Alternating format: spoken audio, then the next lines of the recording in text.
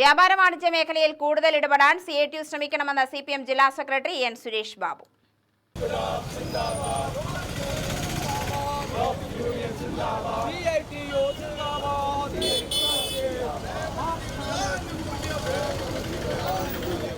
അവകാശങ്ങൾ വേണമെങ്കിലും സമരത്തിനൊപ്പം തൊഴിലാളികൾ നിൽക്കാത്തത് തൊഴിൽ നഷ്ടമാവുമെന്ന ഭയം കൊണ്ടാണെന്നും N സുരേഷ് ബാബു പറഞ്ഞു.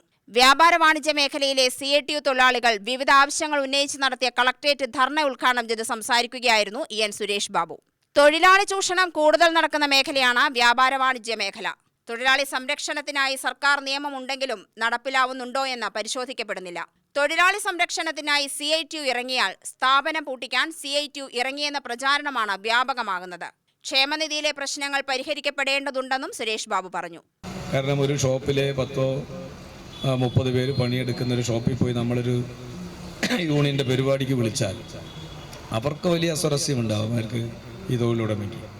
അപ്പോൾ ഉടമയെ പോലും ബോധ്യപ്പെടുത്തണം, തൊഴിലാനുകൂല്യങ്ങൾ ഗവൺമെൻറ് നിശ്ചയിക്കുന്ന ആനുകൂല്യങ്ങൾ കിട്ടണമെങ്കിൽ നിങ്ങൾ കൂടി ഇതിനോട് സഹകരിക്കണം. ഇപ്പോൾ ക്ഷേമനിധി ആനുകൂല്യങ്ങൾ കിട്ടണമെങ്കിൽ ഉടമ കൂടി സഹകരിക്കണ്ടേ?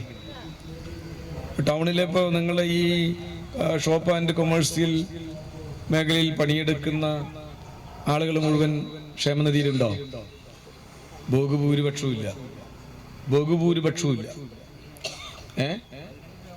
15% കാണുമെന്നാണ് പറയുന്നത്. കാണുമെന്നല്ല, കാണുമെന്ന് പറഞ്ഞു കഴിഞ്ഞാൽ അതും ആയിട്ടില്ല എന്നാണ് എൻ്റെ അർത്ഥം. അപ്പം ഞാൻ പറയുന്നത്, ഈ മേഖലയിലെ തൊഴിലാളികളെ ഇത്തരം കാര്യങ്ങൾ ബോധ്യപ്പെടുത്താൻ നമുക്ക് സാധിക്കണം.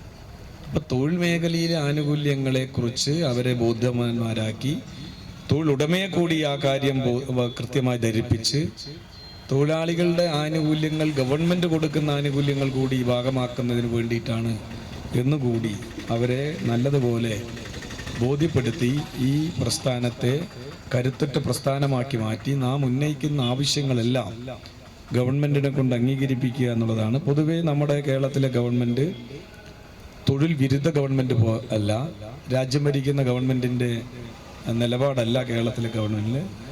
യൂണിയൻ പ്രസിഡന്റ് M ഹംസ അധ്യക്ഷത വഹിച്ചു. TK നൌഷാദ്, കൃഷ്ണകുമാർ, രവി ചെറുതറ, PG രാമദാസ് എന്നിവർ സംസാരിച്ചു.